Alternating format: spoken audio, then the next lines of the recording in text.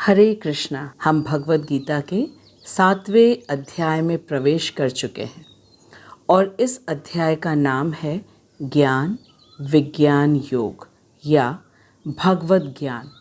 इस अध्याय में हमें भगवान स्वयं अपने ज्ञान और विज्ञान के बारे में बता रहे हैं और इस अध्याय से लेकर 12वें अध्याय तक पूरा भक्ति योग है। भक्ति योग का अर्थ है भक्ति की क्रियाओं के द्वारा भगवान से युक्त होना।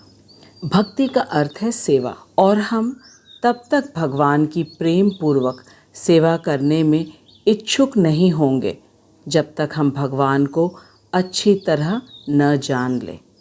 इसीलिए इस अध्याय से लेकर 12वें अध्याय तक भगवान हमें सब कुछ अपने बारे में बताने वाले हैं। थोड़ा रुक करके यदि हम सोचेंगे तो पता चलेगा कि कितनी बड़ी बात है ये कि भगवान स्वयं हमसे अपने विषय में सब कुछ बताने के लिए तत्पर हैं।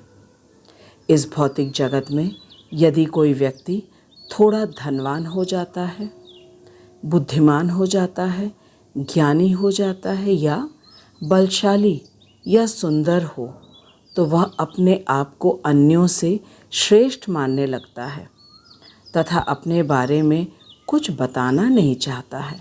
और यहाँ स्वयं भगवान जो कि तीनों लोकों के स्वामी हैं और बड़े बड़े देवी देवता जैसे कि ब्रह्मा जी, शिव जी, दुर्गा जी, इंद्र जो कि स्वर्ग का राजा है, ये सभी भगवान के नियंत्रण में रहते हैं तथा हमेशा भगवान की सेवा में तत्पर और अधीन रहते हैं। वे भगवान श्री कृष्ण वे हमसे अपने ज्ञान तथा विज्ञान को बताना चाहते हैं। ज्ञान का अर्थ है भगवान का ऐश्वर्य और विज्ञान का अर्थ है भगवान का माधुर्य, जिसमें भक्त को भगवान का साकार रूप जो कि नंदनंदन है, यशोदा नंदन है, उनका दर्शन एवं उनकी वृंदावन की मधुर लीलाओं का श्रवण दर्शन प्राप्त होता है और भगवान के ऐश्वर्य का ज्ञान अर्थात भगवान की विभिन्न शक्तियों का ज्ञान।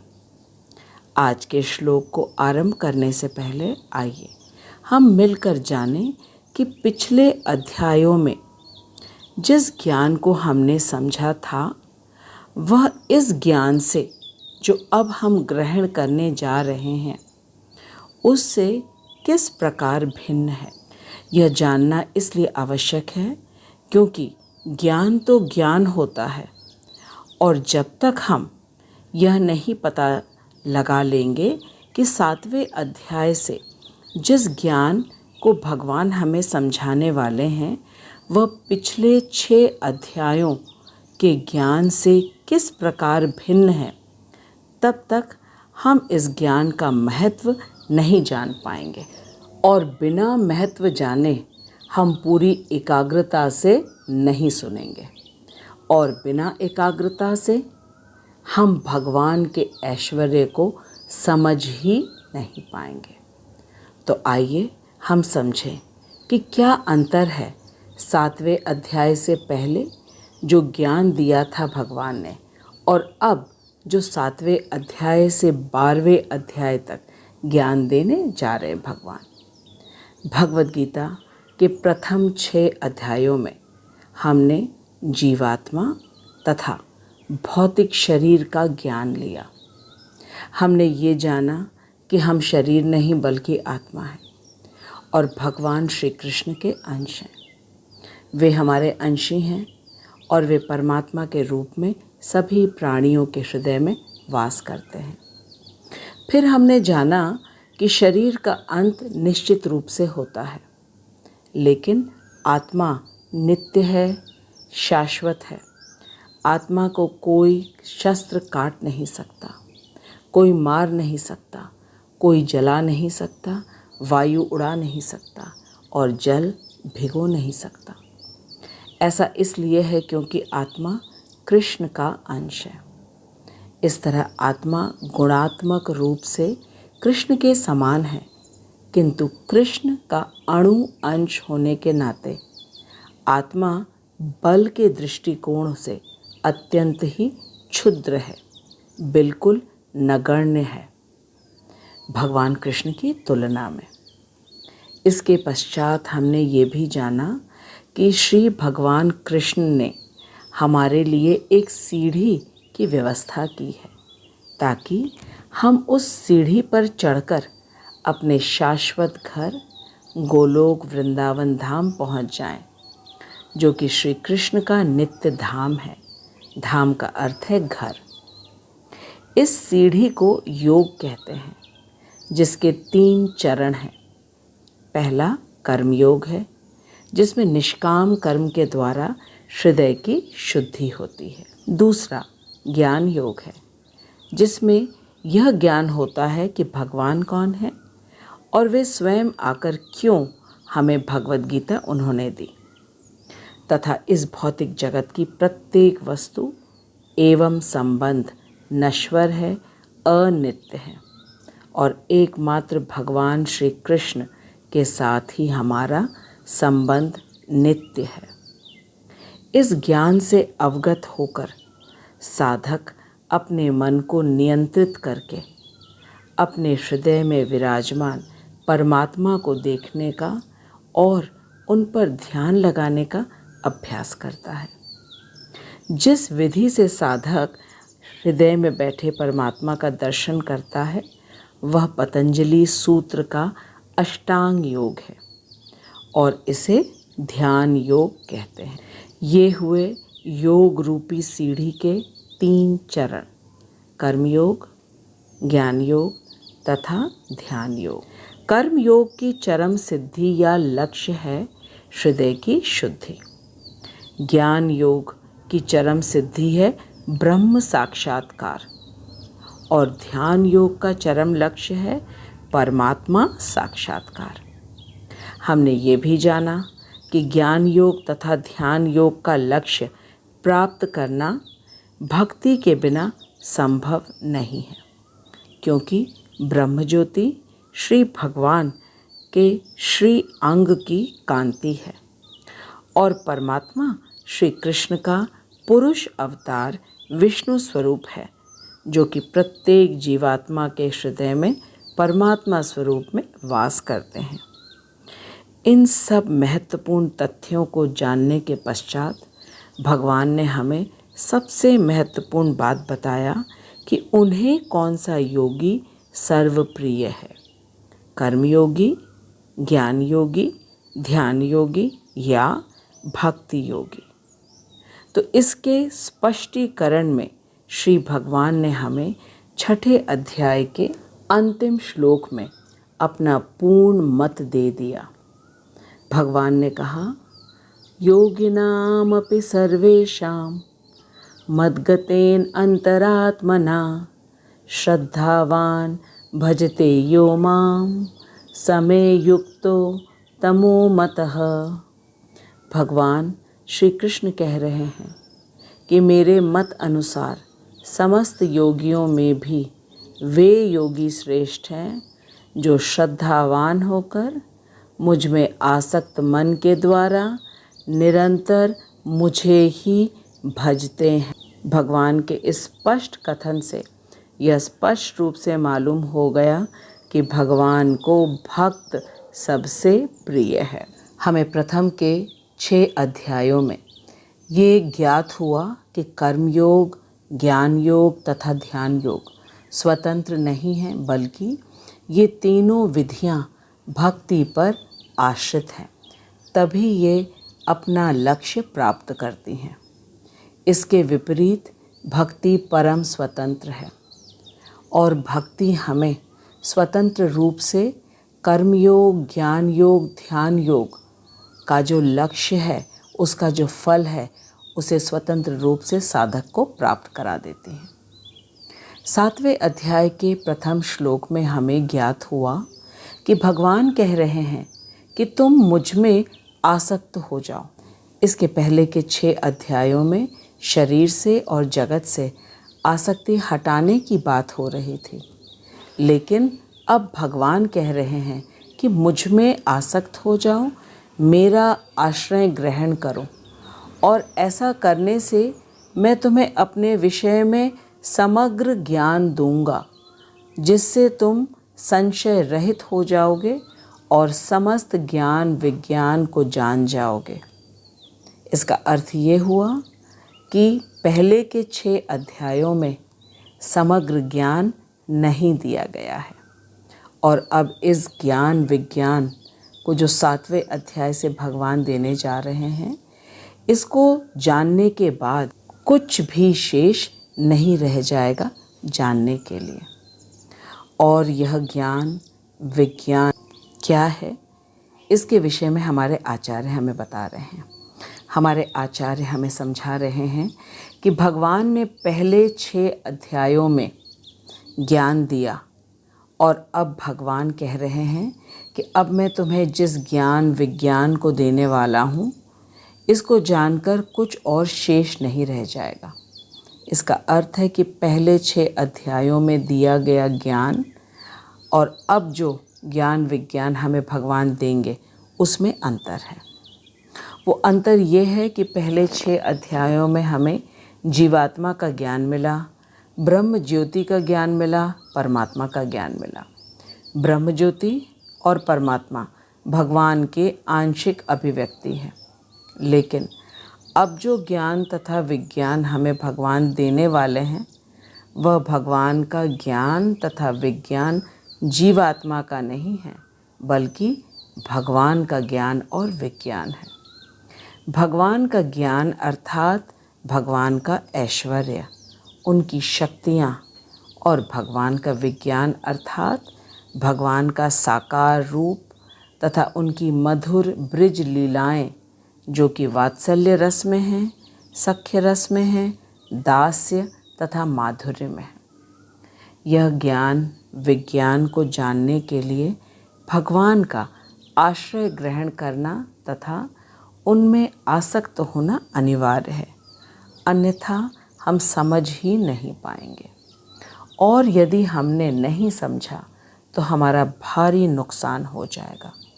भगवान ने 4थे अध्याय के श्लोक संख्या 9 में कहा है, जन्म कर्म च मे दिव्यम यो वेत्ति तत्वतः त्यक्त्वा देहं पुनर्जन्म न एति मामेति सो अर्जुन। इसका अर्थ है कि भगवान के जन्म और कर्म की दिव्यता को जो भी जान लेगा तत्व से शब्द बहुत महत्वपूर्ण है, वह फिर इस मृत्यु लोक में वापस नहीं आएगा। इसका अर्थ है कि वह निरंतर चलने वाला या जन्म मृत्यु जरा व्याधि के चक्र से बाहर हो जाएगा। इसका तात्पर्य है कि उसके जीवन में अब दुख समाप्त, और वह सीधे भगवान के धाम में प्रवेश करेगा, अपने शुद्ध स्वरूप में, जहाँ वह प्रेम पूर्वक भगवान की सेवा करके सदा आनंद में रहेगा। इसी नित्य आनंद को देने के लिए भगवान हमें अपने समस्त ज्ञान तथा विज्ञान को बताना चाह रहे हैं, ताकि हम समस्त कष्टों से निकलकर शाश्वत धाम में पहुंच जाएं। मेरी सभी से प्रार्थना है कि वीडियो को अंत तक अवश्य देखें। आज का श्लोक भगवान की विभिन्न बहिरंगा शक्तियों के विषय में है, अत्यंत ज्ञानवर्धक एवं रोचक है। तो आइए अब हम आज के श्लोक को आरंभ करते हैं। अध्याय 7 श्लोक संख्या 4। भूमिरापो अनलो वायुः खं मनो बुद्धिरेव च अहंकार इति यं मे भिन्ना प्रकृतिः अष्टधा। भूमिरापो अनलो वायुः खं मनो बुद्धिरेव च अहंकार इति यं मे भिन्ना प्रकृति अष्टधा। भूमिरापो अनलो वायुः खं मनो बुद्धिरेव च अहंकार इति यं मे भिन्ना प्रकृतिः अष्टधा। भगवान कह रहे हैं कि पृथ्वी, जल, अग्नि, वायु, आकाश, मन, बुद्धि तथा अहंकार, ये 8 प्रकार से विभक्त मेरी भिन्ना या अपरा प्रकृतियाँ हैं। आज के श्लोक में भगवान हमें अपनी अपरा शक्ति या बहिरंगा शक्ति के विषय में बताने वाले हैं। मैं सभी से निवेदन करती हूँ कि आज के श्लोक को हम खूब ध्यानपूर्वक समझें। इस श्लोक को यदि हम समझ गए तो हम भव बंधन से मुक्त हो जाएंगे। यह एक श्लोक हमें कृष्ण भावना भावित बना देगा और हम कृष्ण का निरंतर चिंतन करने के लिए बाध्य हो जाएंगे। आइए अब हम श्रील विश्वनाथ चक्रवर्ती ठाकुर का अन्वय पढ़ते हैं। श्रील विश्वनाथ चक्रवर्ती ठाकुर की जय। भूमि भूमि, आपः जल, अनलः अग्नि, वायुः पवन, खम आकाश, मनः मन, बुद्धिः बुद्धि, अहंकारः एव च और अहंकार, इति इयम् इस प्रकार यह, मे प्रकृति मेरी प्रकृति, अष्टधा भिन्ना 8 भेदों वाली है। श्री भगवान कह रहे हैं कि मेरी बहिरंगा प्रकृति भूमि, जल, अग्नि, पवन, आकाश, मन, बुद्धि, अहंकार, इन 8 भागों में विभक्त है। भूमिरापो अनलो वायुः खम मनो बुद्धिरेव च अहंकार इत्ययं में भिन्ना प्रकृति अष्टधा। आइए अब हम श्रील विश्वनाथ चक्रवर्ती ठाकुर के भाव अनुवाद को बिल्कुल सरल शब्दों में समझें। चक्रवर्ती पाद कह रहे हैं कि भक्ति के मत के अनुसार ज्ञान शब्द से श्री भगवान के ऐश्वर्य ज्ञान का बोध होता है, आत्मज्ञान का नहीं। भगवान का ऐश्वर्य अर्थात भगवान की बहिरंगा एवं अंतरंगा शक्तियाँ। भगवान अपने ऐश्वर्य ज्ञान को हमारी बुद्धि में निरूपित करने के लिए स्थूल से सूक्ष्म के क्रम में अपनी प्रकृति के विषय में बता रहे हैं। भगवान ने सबसे पहले भूमि कहा, जो कि सबसे स्थूल है, हम उसे देख सकते हैं और भूमि एक स्थान पर स्थित रहती है। फिर जल कहा, जो कि भूमि से सूक्ष्म है। जल के बाद अग्नि, फिर पवन और फिर आकाश। इसके बाद मन, बुद्धि और अहंकार। ये 8 तत्व भगवान की प्रकृति है, जिसको भगवान ने स्थूल से सूक्ष्मता के क्रम से हमें बताया है। हमारे आचार्य हमें बताते हैं कि पृथ्वी, जो कि पंच तत्व में पहला तत्व है, उसके 5 विषय हैं या उन्हें तन मात्राएं भी कहते हैं। अब हम इन तत्वों को उनके विषय समेत सूक्ष्म से स्थूल के क्रम में समझेंगे। आकाश का विषय है शब्द, पवन का विषय है शब्द तथा स्पर्श, अग्नि का विषय है शब्द, स्पर्श तथा रूप, जल का विषय है शब्द, स्पर्श, रूप तथा रस, और पृथ्वी में 5 विषय हैं, शब्द, स्पर्श, रूप, रस और गंध। आइए इसे और सरल रूप में समझें। हर एक तत्व का एक विषय है, जैसे कि आकाश का शब्द, पवन का स्पर्श, अग्नि का रूप, जल का रस तथा पृथ्वी का गंध। लेकिन सूक्ष्म से स्थूल की ओर जब हम चलेंगे तो उन तत्वों में से एक एक विषय बढ़ता जाएगा।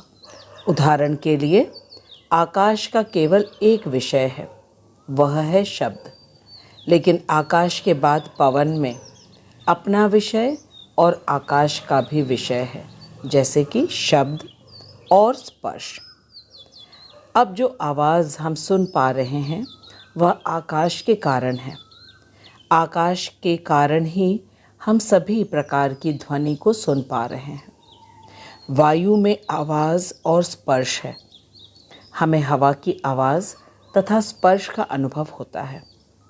अग्नि में आवाज़ है, स्पर्श है और रूप। जब अग्नि जलती है तो इसकी आवाज़ हम सुनते हैं, उसके स्पर्श में ताप होता है और हम अग्नि की लपटों का सुंदर रूप भी देखते हैं।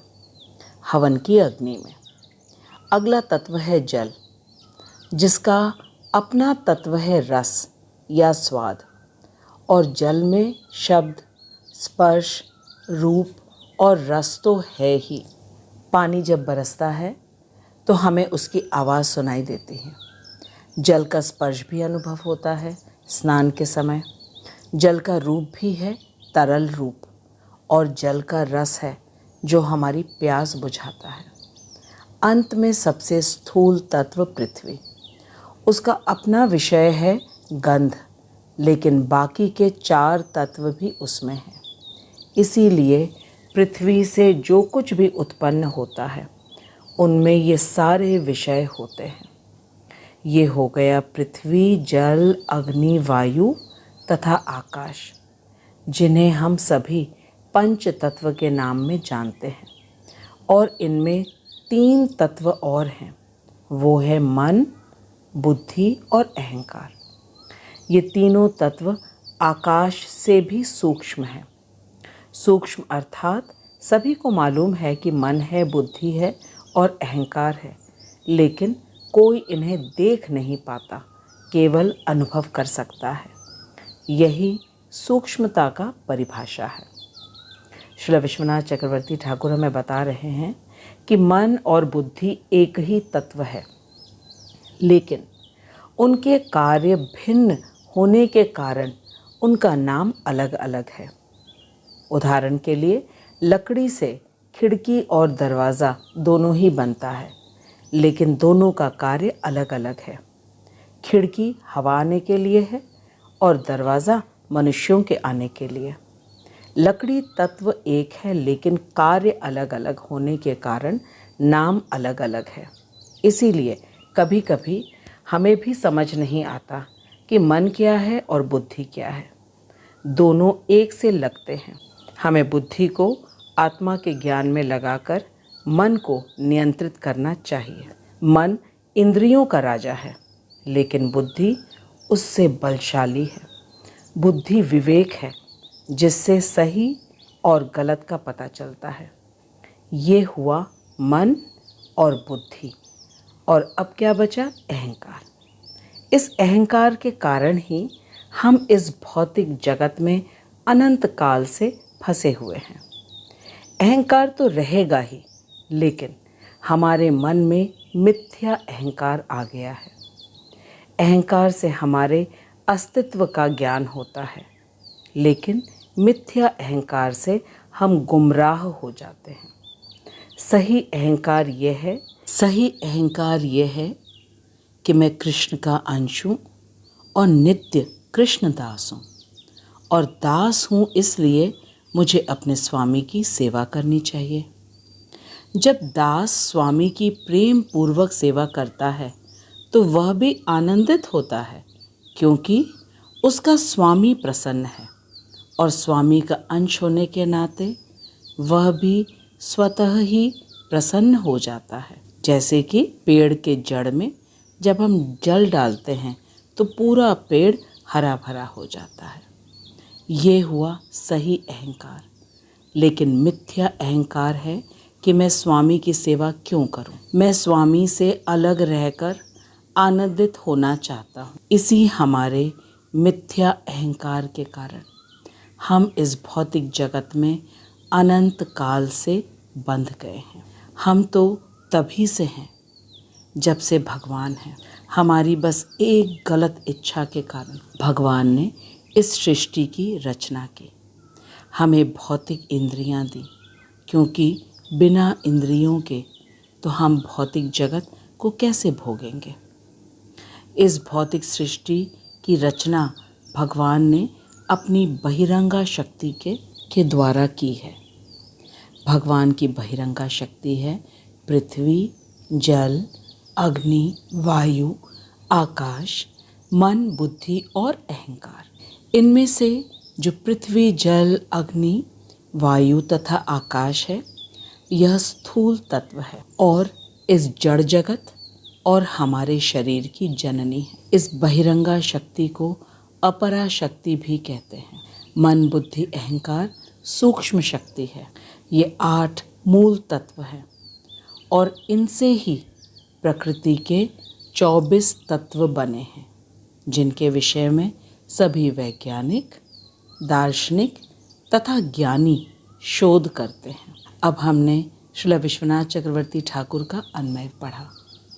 इसके बाद हम श्रील प्रभुपाद के तात्पर्य को पढ़ते हैं और हम इसे विस्तार से समझने का प्रयास करेंगे कि कैसे इस पूरी सृष्टि की रचना हुई और किस प्रकार से 8 मूल तत्वों से 24 तत्व बन गए। श्रील विश्वनाथ चक्रवर्ती ठाकुर की जय, श्रील भक्ति विनोद ठाकुर की जय, श्रील प्रभुपाद की जय, अनंत कोटि वैष्णवों की जय। श्रील प्रभुपाद हमें अपने तात्पर्य में बता रहे हैं कि ईश्वर विज्ञान भगवान की स्वाभाविक स्थिति तथा उनकी विविध शक्तियों का विश्लेषण करता है। इसका अर्थ है कि ईश्वर विज्ञान में भगवान का स्वरूप तथा उनकी बहिरंगा तथा अंतरंगा शक्तियों को हम पूर्ण रूप से जानेंगे। भगवान के विभिन्न पुरुष अवतारों या विस्तारों की शक्ति की प्रकृति पुरुष अवतार कहते हैं। यहाँ श्रील प्रभुपाद हमें बता रहे हैं कि भगवान की विभिन्न पुरुष अवतारों या विस्तारों की शक्ति को प्रकृति कहा जाता है, जैसा कि सात्वत तंत्र में उल्लेख मिलता है। विष्णोस्तु त्रीणि रूपाणि पुरुषाख्यान अन्यथो विदुः एकं तु महतः सृष्ट द्वितीयं त्वंड संस्थितं तृतीयं सर्वभूतस्थं अनिज्ञात्वा विमुच्यते। प्रभुपाद जी कह रहे हैं कि सृष्टि के लिए भगवान कृष्ण का स्वांश 3 विष्णुओं का रूप धारण करता है। भगवान कृष्ण का स्वांश 3 विष्णुओं का रूप धारण करता है। सबसे पहला है महाविष्णु, जो कि संपूर्ण भौतिक शक्ति महत तत्व को उत्पन्न करते हैं, अर्थात इस पूरे विशाल ब्रह्मांड को महाविष्णु उत्पन्न करते हैं अपनी नासिका तथा रोम छिद्रों से। द्वितीय है गर्भोदक्षाय विष्णु। गर्भोदक्षाय विष्णु समस्त ब्रह्मांडों में प्रवेश होकर उनमें विविधता उत्पन्न करते हैं, अर्थात गर्भोदक्षाय विष्णु, जैसा कि नाम से ही प्रकट हो रहा है, वे समस्त प्रकृति में 84 लाख योनियों में वे बीज प्रदान करते हैं। वे ही गर्भोदक्षाय विष्णु हैं। फिर तृतीय है क्षीरोदक्षाय विष्णु, जो कि समस्त ब्रह्मांडों में सर्वव्यापी परमात्मा के रूप में फैले हुए हैं और वे परमात्मा कहलाते हैं। वे प्रत्येक परमाणु तक के भीतर उपस्थित हैं। प्रभुपाद कहते हैं कि जो भी इन तीनों विष्णु रूपों को जानता है वह भव बंधन से मुक्त हो सकता है। फिर से समझते हैं कि भगवान के स्वांश 3 विष्णु रूप धारण करते हैं। सबसे पहला है महाविष्णु, जो कि महत तत्व को उत्पन्न करते हैं, अर्थात इस विशाल ब्रह्मांड को। फिर गर्भोदक्षाय विष्णु उसमें प्रवेश करते हैं और प्रकृति में 84 लाख योनि को वो बीज प्रदान करके उनकी सृष्टि करते हैं। इसके बाद क्षीरोदक्षाय विष्णु, जो कि समस्त ब्रह्मांडों में सर्वव्यापी परमात्मा के रूप में फैले हुए हैं, वे परमात्मा कहलाते हैं और प्रत्येक जीवात्मा के हृदय में वास करते हैं। और जो भी इन तीनों विष्णु रूपों को जानता है वह भव बंधन से मुक्त हो सकता है। श्रील प्रभुपाद इसके आगे बता रहे हैं कि यह भौतिक जगत भगवान की शक्तियों में से एक क्षणिक प्राकट्य है। कितनी आश्चर्य की बात है कि यह भौतिक जगत भगवान की विभिन्न शक्तियाँ, जो कि उनकी अंतरंगा शक्ति है और बहिरंगा शक्ति है, उनमें से एक क्षणिक प्राकट्य है। और इस एक क्षणिक प्राकट्य में हम कितने सपने सजो लेते हैं और क्या क्या करने की सोच लेते हैं। इस जगत की सारी क्रियाएं भगवान कृष्ण के इन तीनों विष्णु अंशों के द्वारा निर्देशित है। ये भगवान के पुरुष अवतार कहलाते हैं। अब इसके बाद प्रभुपाद कह रहे हैं कि सामान्य रूप से जो व्यक्ति ईश्वर तत्व या कृष्ण तत्व को नहीं जानता, वह यह मान लेता है कि यह संसार जीवों के भोगने के लिए है और सारे जीव पुरुष हैं। इसका अर्थ है कि भौतिक शक्ति का कारण भी पुरुष है, नियंता भी पुरुष हैं तथा भोक्ता भी पुरुष हैं। जबकि अभी हमने क्या समझा कि इस पूरी प्रकृति को भगवान अपने 3 विष्णु रूपों से प्रकट किया है।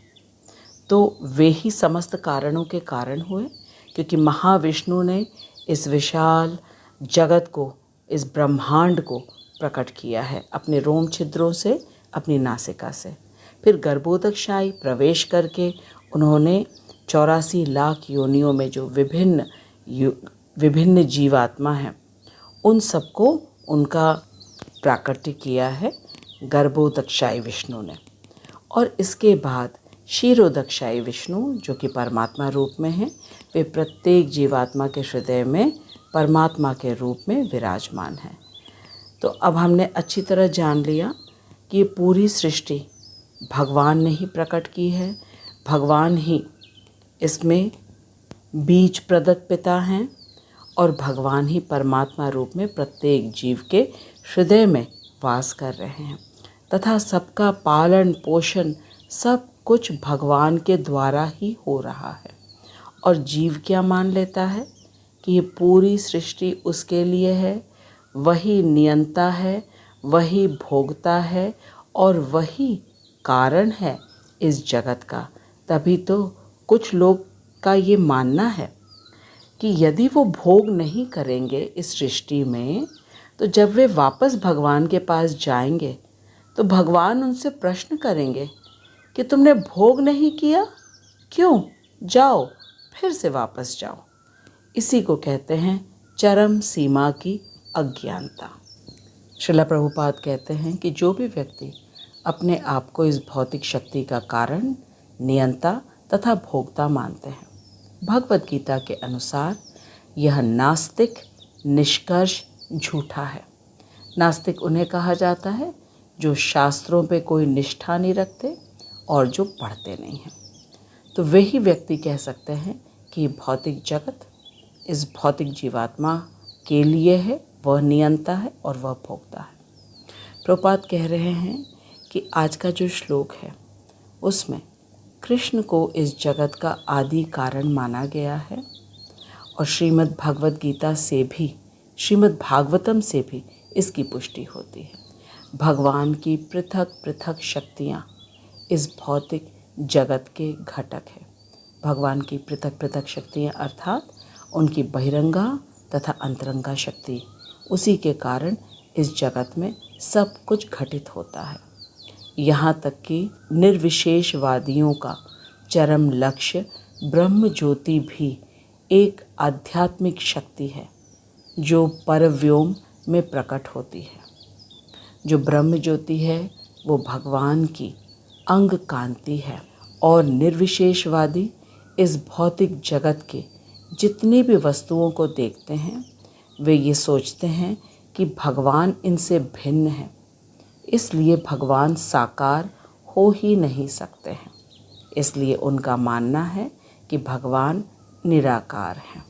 और जो परमात्मा की अभिव्यक्ति भी है, जो कि क्षीरोदकशाही विष्णु का एक क्षणिक सर्वव्यापी पक्ष है। आध्यात्मिक जगत में परमात्मा की अभिव्यक्ति शाश्वत नहीं होती है। इससे भी स्पष्ट हुआ कि जो परमात्मा स्वरूप में क्षीरोदकशाही विष्णु विराजमान हैं, वे इसलिए हैं क्योंकि हमारे कर्मों का सारा हिसाब वे रखते हैं और हम अपने कर्मों के कारण क्षीरोदकशाही विष्णु जो कि परमात्मा रूप में है, उन्हें हम आराम से बैठने तक नहीं देते। वे क्षीरोदकशाही विष्णु जो कि दूध के सागर में आराम से लेटे रहते हैं, हम उन्हें खड़ा रखते हैं क्योंकि हमारे कर्म ऐसे हैं कि उन्हें हमारे कर्मों का हिसाब रखना पड़ता है। और एकमात्र गोविंद ही हैं जो कि परम भगवान है और वही कृष्ण है। जब व्यक्ति भगवान का भक्त बन जाता है तब परम सत्य जो कि श्री भगवान कृष्ण हैं, उसके हृदय में आराम से बैठते हैं। भक्त का हृदय क्या होता है? तोमार हृदय गोविंद विश्राम। तब वहाँ पे परमात्मा स्वरूप में भगवान शंख चक्र गदा पद्म लिए खड़े नहीं रहते हैं, तब वो उसका हृदय गोविंद का विश्राम हो जाता है।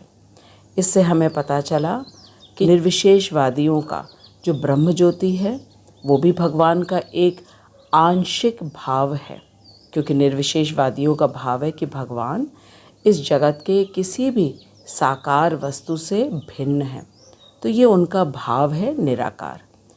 और जो क्षीरोदकशाही विष्णु जो कि परमात्मा स्वरूप में हैं, वो भगवान के एक आंशिक अभिव्यक्ति है।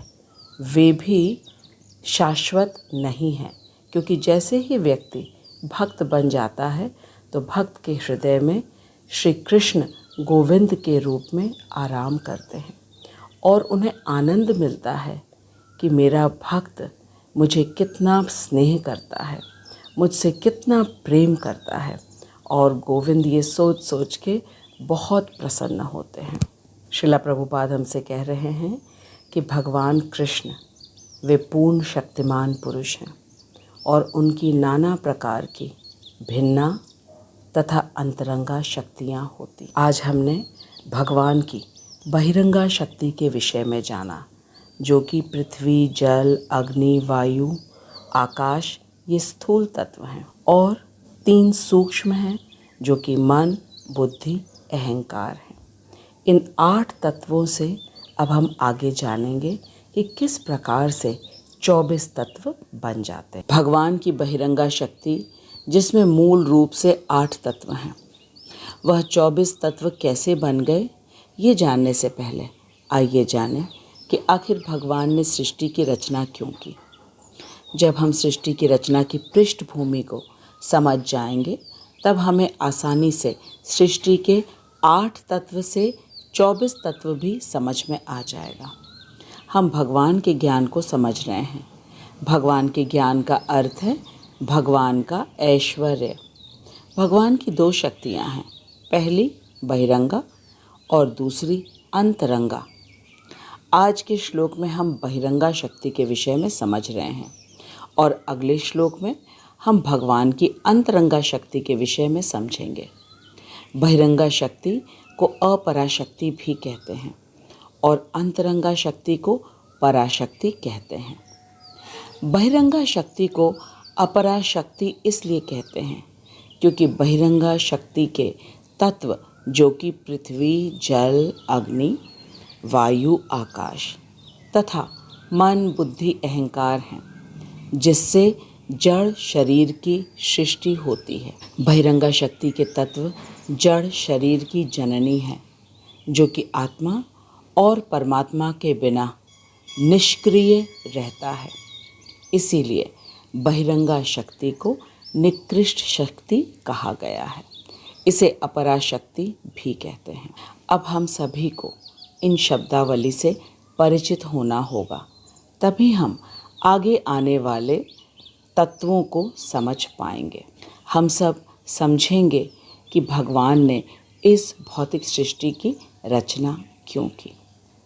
अब तक हम अच्छी तरह जान चुके हैं कि हम शरीर नहीं हैं बल्कि आत्मा है। कृष्ण के अंश हैं तथा अंश होने के नाते हम कृष्ण के नित्य दास हैं।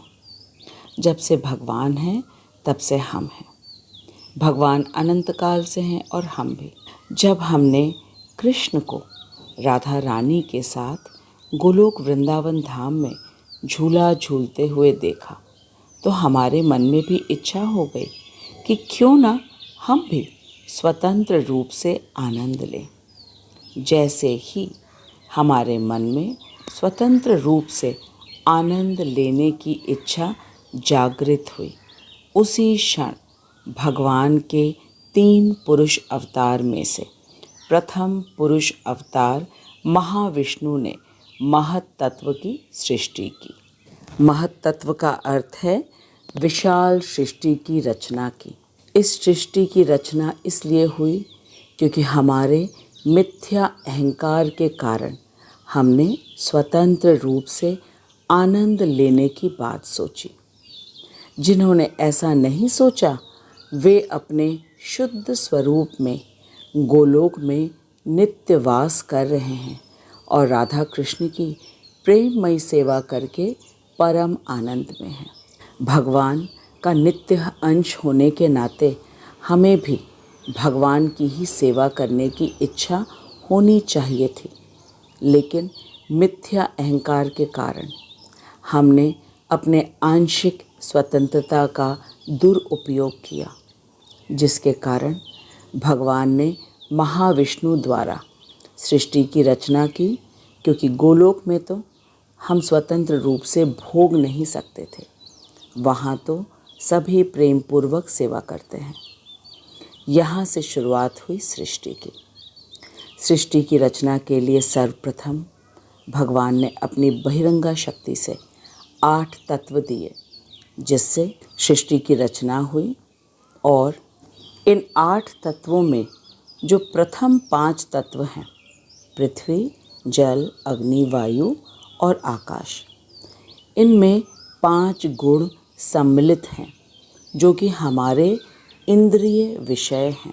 सृष्टि की रचना के पश्चात गर्भोदक्षाय विष्णु ने प्रवेश किया ब्रह्मांड में और 84 लाख प्रकार की योनियों की सृष्टि की, बीज प्रदान करके।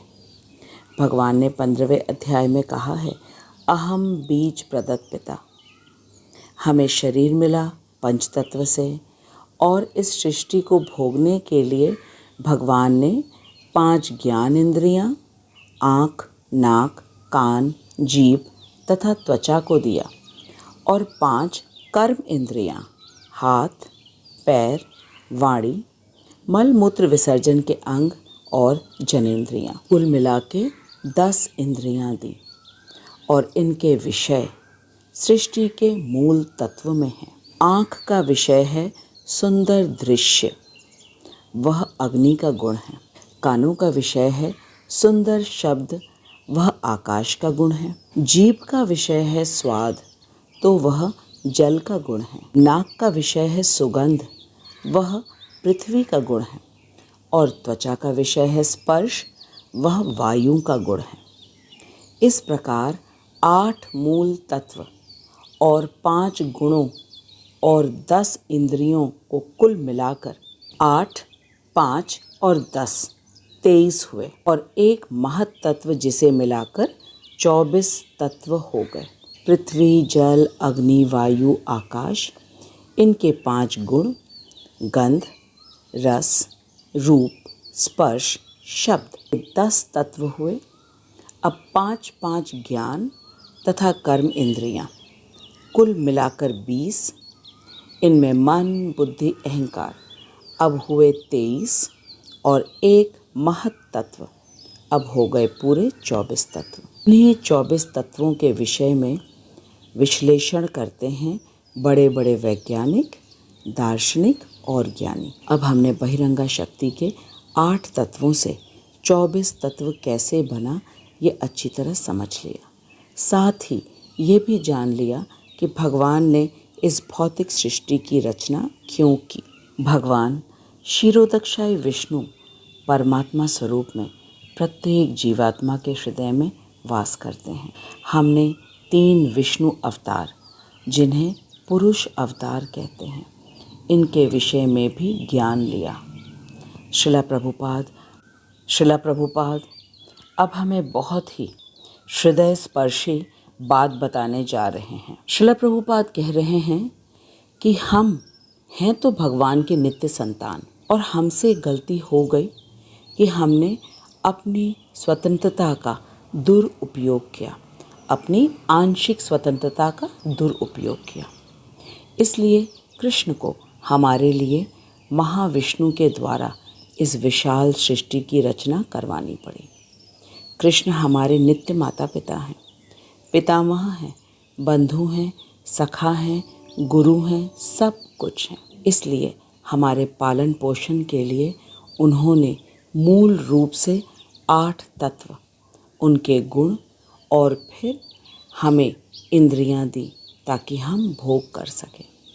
साथ ही भगवत गीता को भी दिया स्वयं आकर, ताकि हम समझ सकें कि हम यहाँ क्यों आए हैं, हम कौन हैं, किसके अंश हैं, हमें वापस कहाँ जाना है, इस सृष्टि की प्रत्येक वस्तु किसकी है। ये बिल्कुल कुछ ऐसा ही है जैसे कि नालायक बच्चे जब अपने माता पिता के पास नहीं रहना चाहते, की सेवा नहीं करना चाहते और अपनी ज़िंदगी को स्वतंत्र रूप से जीना चाहते हैं, आनंद लेना चाहते हैं। प्रभुपाद कहते हैं, पुत्र तो कुपुत्र हो सकता है, लेकिन माता कभी भी कुमाता नहीं हो सकती। कृष्ण हमारे नित्य माता पिता पितामह सब कुछ हैं। इसीलिए उन्होंने हमारे टिफ़िन की व्यवस्था की है, पंच तत्व वाला शरीर दिया, इसे चलाने के लिए 10 इंद्रियां दी और मन बुद्धि अहंकार दिया, और परमात्मा के रूप में हमारे हृदय में वास करने लगे। सारी व्यवस्था बना दी कृष्ण ने। हम जिस पृथ्वी पर चलते हैं, पृथ्वी से उगा हुआ अनाज, फल, सब्जियां, सब कुछ तो कृष्ण की ही बहिरंगा शक्ति से हमें मिल रहा है। आज हमें ये भी पता चल गया कि मिट्टी से उगने वाले फल, फूल, अनाज, सब्जियों में इतना स्वाद, खुशबू, सुंदर रूप कैसे आता है। एक एक फूल में सुंदरता, खुशबू इसलिए है क्योंकि पृथ्वी में 5 गुण हैं। हम सभी जल पीते हैं, सांस लेते हैं, हवा हमारे शरीर को स्पर्श करता है, हम भोजन करते हैं, सब कुछ तो कृष्ण ने ही दिया है। पृथ्वी पर चलते हैं, ऊपर आकाश है जिस कारण हमें शब्द सुनाई देता है। वायु के द्वारा शब्द, गंध चारों ओर फैलता है। मैं आशा करती हूँ कि आज के श्लोक को खूब अच्छी तरह अब हम समझ गए हैं। भगवान ने क्यों सृष्टि की रचना की एवं भगवान के 3 पुरुष अवतार कौन हैं, सब कुछ हमने जाना। हमने जाना कि भगवान की बहिरंगा शक्ति कौन सी है तथा उसे अपरा शक्ति क्यों कहते हैं। मुझे पूर्ण विश्वास है कि अब हम सभी हर समय कृष्ण के विषय में ही सोचेंगे और हर जगह कृष्ण की शक्तियों का ही दर्शन करेंगे।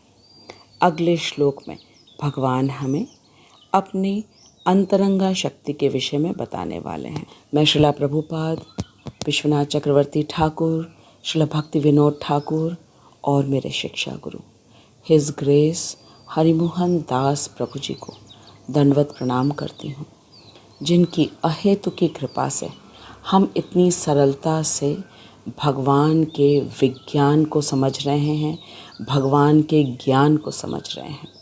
और आज के श्लोक में हमने भगवान के ज्ञान अर्थात भगवान के ऐश्वर्य की शक्तियों को समझना आरंभ किया है।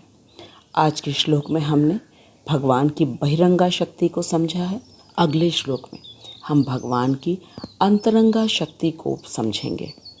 हमें ये भी समझ में आया कि किस प्रकार हमने अपने आंशिक स्वतंत्रता का दुरुपयोग किया, लेकिन भगवान ने हमारे शरीर के पालन पोषण करने के लिए सब कुछ हमें प्रदान किया। 8 तत्वों के माध्यम से, हमारे 10 इंद्रियों के माध्यम से, और वे स्वयं भी हमारे हृदय में परमात्मा स्वरूप में विराजमान हैं। कौन हो सकता है भला इतना दयालु। स्वयं आकर के उन्होंने हमें भगवद गीता दी और अपने पार्षद को भेजा, श्रील प्रभुपाद को, जिन्होंने हमें भगवद गीता को यथा रूप में दिया ताकि हम समझ सके कि हम कौन हैं, कहाँ से आए हैं, किन के साथ हमारा नित्य संबंध है और किन के पास हमें वापस जाना है और अपने शुद्ध स्वरूप में हम कैसे फिर से बन सकते हैं ताकि हमें बार बार इस नश्वर भौतिक जगत में वापस न आना पड़े। मैं आपको बहुत बहुत धन्यवाद देती हूँ कि आपने अपना बहुमूल्य कीमती समय निकालकर भगवान के विषय में सुना। अवश्य ही चिंतन करिएगा और कमेंट बॉक्स में लिखिएगा कि आज के श्लोक में आपको सबसे अच्छा, सबसे हृदय स्पर्शी बात क्या लगी है। अब हम अगले सप्ताह मिलेंगे, तब तक आप खूब अच्छी तरह इस वीडियो को देखिए, लाइक करिए, शेयर करिए, खूब हरे कृष्ण महामंत्र का जप करिए और प्रसन्न रहिए। अगले सप्ताह मिलेंगे। हरे कृष्ण। जय श्रील प्रभुपाद।